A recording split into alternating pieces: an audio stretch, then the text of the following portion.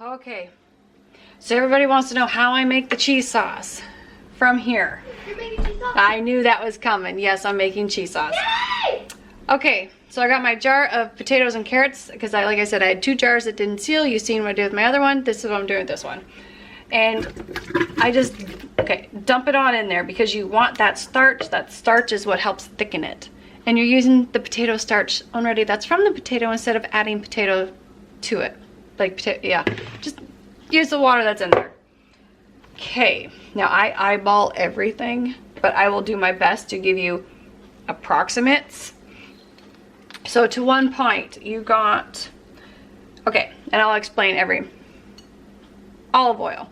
You want this for the fat, so you have that, you know, feel of fat in your mouth. You can leave it out if you want. I add about 2 tablespoons. Lemon juice. You want lemon juice because that gives it the sour pungent that cheese has. So we're gonna add about 2 tablespoons. Okay, I went a little heavy-handed on that. That's okay though. Nutritional yeast. No, you cannot skip this. Nutritional yeast, or as the cool kids call it, nooch. I'm not cool, so I call it nutritional yeast. You want about 1/4 cup to 1/2 cup. I tend to go heavy-handed on it because I really like it. Salt. Don't miss the salt because you need the salt in it. Oh, the nutritional yeast is what gives it that cheese flavor.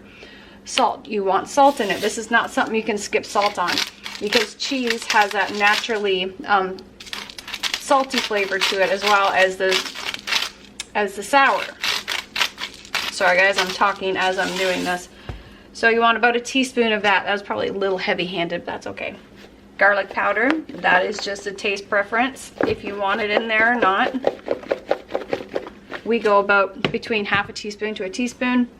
Smoked paprika. You can use regular paprika, but smoked paprika really gives it a nice, like, pungent, not pungent, but gives it that nice flavor. About 1/4 teaspoon to 1/2 teaspoon. I am using chipotle chili pepper. You can use black pepper if you want.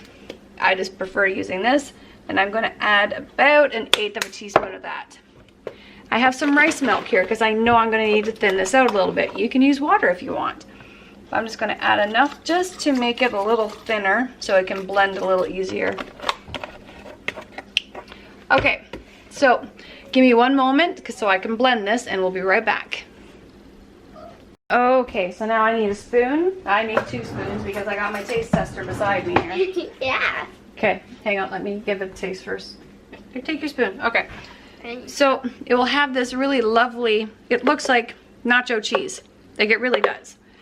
Because the carrots give it that that coloring. Oh, that's nice. What do you think? Give me your opinion. Even though I don't want it.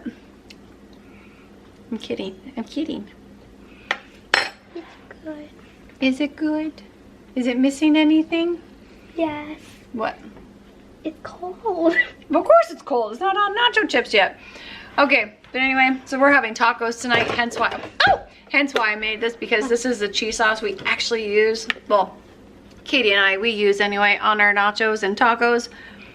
So yes, I hope you guys enjoyed the video, and that's how I make my vegan cheese sauce. Vegan. It's not made with cheese. Have a good one. Bye.